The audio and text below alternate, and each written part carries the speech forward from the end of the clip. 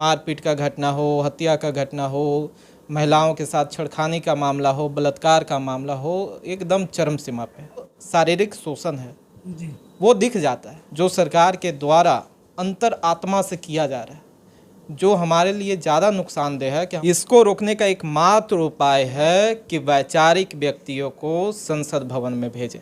वो किसी पद पे न होते हुए पावर में रहते हैं। आप अपने बीच से अपना नेता पैदा करें जो वैचारिक हो। ये सारे वो चमचे हैं जो समाज का वोट लेकर, समाज का अधिकार लेकर, आरक्षण लेकर समाज को ही खाली करने में लगे हुए, जिन पे शोषण होता है वो भी प्रशासन से पहले, पुलिस से पहले भीम आर्मी के लोगों को फ़ोन करते हैं, आज़ाद समाज पार्टी के लोगों को फ़ोन करते हैं। और भीम आर्मी अगर इतना बड़ा एक पहचान बनाई पूरे विश्व में, तो सिर्फ चंद्रशेखर आज़ाद के कामों से नहीं, उनके जितने कार्यकर्ता हैं जो उनके राहों कदमों पे चल रहे हैं, उन सभी की मेहनत, संघर्ष और ईमानदारी से बना है। 12 बजे रात को भी फ़ोन आता है तो वहाँ 100 लड़के, 50 लड़के इमीडिएटली पहुँचते हैं। माननीय काशीराम साहब का भी जो है, जब विधायकी लड़े थे तो उनका भी जमानत जब्त हुआ था। हमारी उपलब्धि ये है कि जब वो हमारे मंच पे आते हैं तो हमारे विचारधारा पे, हमारे समाज के हित की बात करते हैं और ये हम मजबूर करते हैं। ये हमारी परख है कि हम जो है आज भारत में कितना अपने आप को मजबूत किए हैं। इस देश के शासन में जब से भाजपा सरकार आई है तब से दलितों पर अत्याचार बढ़ा, इस पर क्या कहिएगा? सबसे पहले भारत दर्शन देखने वाले तमाम साथियों को क्रांतिकारी जय भीम। जिस प्रकार से आप बोले कि भाजपा की सरकार आने के बाद जो दलितों पे शोषण बढ़ा है, यह हकीकत है, लेकिन उससे पहले भी, उससे पहले था, लेकिन भाजपा आने के बाद बढ़ा है। उससे पूर्व भी हमारे लिए काफ़ी अच्छा नहीं था। दलित पिछड़ा शोषित समाज उस समय भी शोषित था, आज भी शोषण सह रहा है। और जिस प्रकार से 2014 के बाद से, भाजपा के आने के बाद से दलितों पे, अल्पसंख्यकों पे और पिछड़ों पे शोषण बढ़ी है, वो कई प्रकार की शोषण है। एक तो आप देख रहे होंगे कि अभी जो है समांतवादियों के खिलाफ फिजिकल शोषण, मारपीट का घटना हो, हत्या का घटना हो, महिलाओं के साथ छेड़खानी का मामला हो, बलात्कार का मामला हो, एकदम चरम सीमा पे। और दूसरा जो ज़्यादा नुकसानदेह है वो है दफ्तर का शोषण। जिस प्रकार से आप देखेंगे कि पूरे भारत में एजुकेशन का प्राइवेटाइजेशन किया जा रहा है, जिस प्रकार से तमाम भारतीय संस्थाओं को प्राइवेटाइजेशन किया जा रहा है, इससे ये हो रहा है कि संविधान के मूलभूत अधिकार में जो दिया गया था कि हर भारतीयों को पढ़ने का जो जिम्मेदारी है, पढ़ाने का, वो भारत सरकार और अन्य राज्यों के सरकार की जिम्मेदारी होगी, उससे अपने आप को दूर कर रहे हैं। दूसरी बात जो है, संविधान के द्वारा जो पिछड़ों को, अल्पसंख्यकों को और दलितों को जो आरक्षण दिया गया था, उसको लगातार ख़त्म करने का प्रयास किया जा रहा है, लगातार भारतीय संस्थाओं को प्राइवेटाइजेशन के माध्यम से। तो ये तमाम प्रकार का शोषण भाजपा के द्वारा किया जा रहा है। कुछ है कि दिख जाता है, जो शारीरिक शोषण है वो दिख जाता है, लेकिन जो ऑफिशियल शोषण है, जो सरकार के द्वारा अंतर आत्मा से किया जा रहा है, जो हमारे लिए ज़्यादा नुकसानदेह है कि हम आर्थिक रूप से टूट जाएंगे, हम शैक्षणिक रूप से कमज़ोर हो जाएंगे। और जब आर्थिक रूप से कोई समाज टूट जाता है, शैक्षणिक रूप से टूट जाएगा, तो वो समाज सामाजिक रूप से भी कमज़ोर हो जाएगा। दलित और शोषित वंचितों के ऊपर जो शोषण है, इसे कैसे रोका जा सकता है? इसको रोकने का एकमात्र उपाय है कि वैचारिक व्यक्तियों को संसद भवन में भेजें। दलितों, पिछड़ों, अल्पसंख्यकों के पास एकमात्र उपाय है कि आप अपने बीच से अपना नेता पैदा करें जो वैचारिक हो।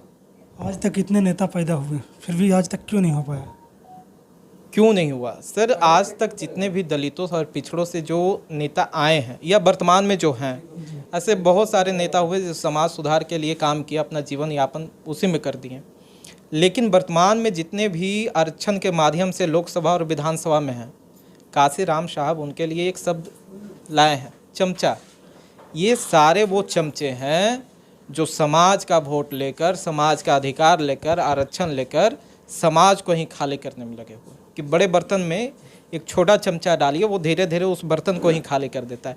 ये सारे जो नेता हैं दलितों के नाम पे, पिछड़ों के नाम पे, अल्पसंख्यकों के नाम पे, ये अपने ही समाज को खाली कर रहे हैं, कमज़ोर कर रहे हैं। आप जिस प्रकार से बता रहे हैं कि जो भी संसद या राज्यसभा में गए हैं, जो भी राजभवन में गए हैं, वो सब नेता चमचे हैं। बिल्कुल। तो आपके नज़र में कौन सा ऐसा नेता है जो दलितों के लिए काम करे? देखिए, अभी वर्तमान में अगर हम कहें तो इससे पूर्व भी कई नेता हुए जो सिर्फ दलितों के लिए नहीं, पिछड़ों के लिए भी काम किए, अल्पसंख्यकों के लिए काम किए, पूरे बहुजन समाज के लिए काम किए, जो वास्तव में इस देश में वंचित शोषित है हर चीज़ों से, उनके लिए काम किए। और वर्तमान में भी कई ऐसे नेता हैं। उनमें एक महत्वपूर्ण नाम जो है आज पूरे भारत में नहीं पूरे विश्व में गूंज रहा है, वो एडवोकेट चंद्रशेखर आज़ाद रावण है। जिस प्रकार से वो किसी पद पे न होते हुए पावर में रहते हैं, जिस प्रकार से वो कहीं भी किसी प्रकार से घटना होती है तो सबसे पहले उनके संगठन के लोग पहुंचता है। और बड़ी बात ये है, आपको हम बता रहे हैं कि लोग जिन पे शोषण होता है वो भी प्रशासन से पहले, पुलिस से पहले भीम आर्मी के लोगों को फ़ोन करते हैं, आज़ाद समाज पार्टी के लोगों को फ़ोन करते हैं।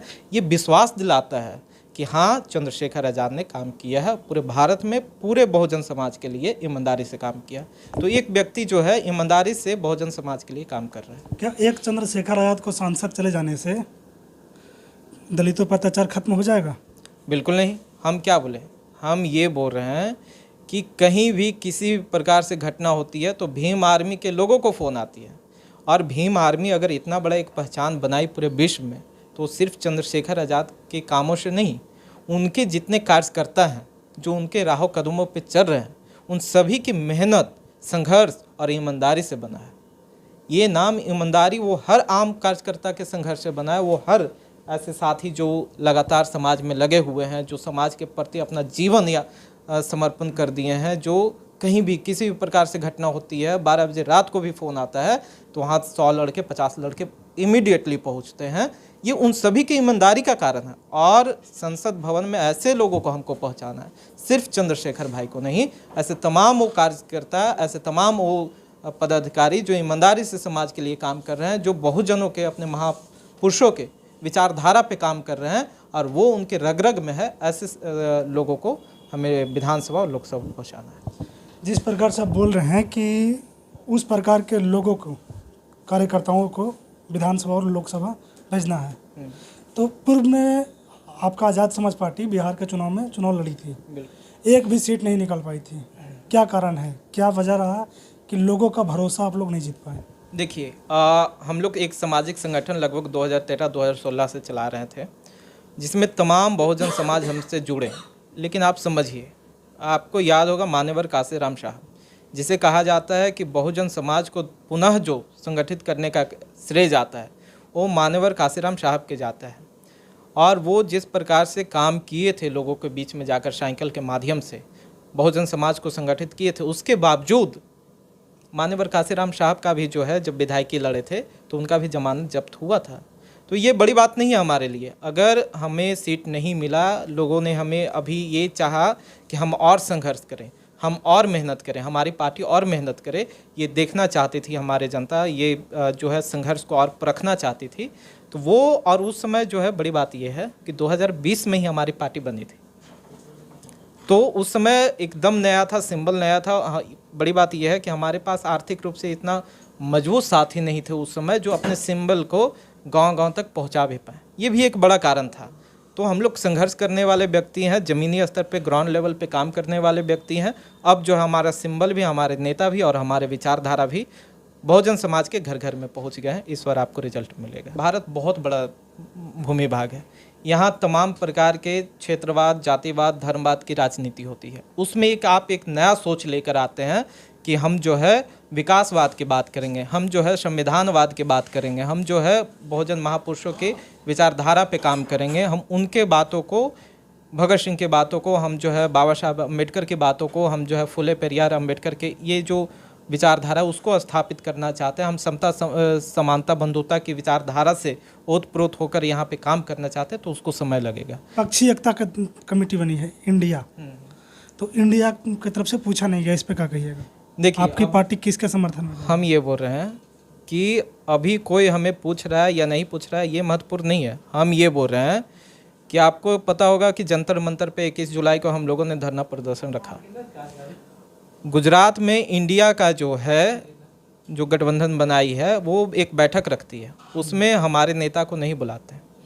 लेकिन इंडिया के तमाम बड़े संगठन, तमाम बड़े पार्टियों के नेता हमारे मंच पे आए जंतर मंतर पे, ये हमारी उपलब्धि है। हमारी उपलब्धि ये है कि जब वो हमारे मंच पे आते हैं तो हमारे विचारधारा पे, हमारे समाज के हित की बात करते हैं और ये हम मजबूर करते हैं। ये हमारी परख है कि हम जो है आज भारत में कितना अपने आप को मजबूत किए हैं। बड़ी बात ये नहीं है कि वो हमें नहीं बुला रहे हैं, बड़ी बात ये है कि वो हमारे सामने आ रहे हैं।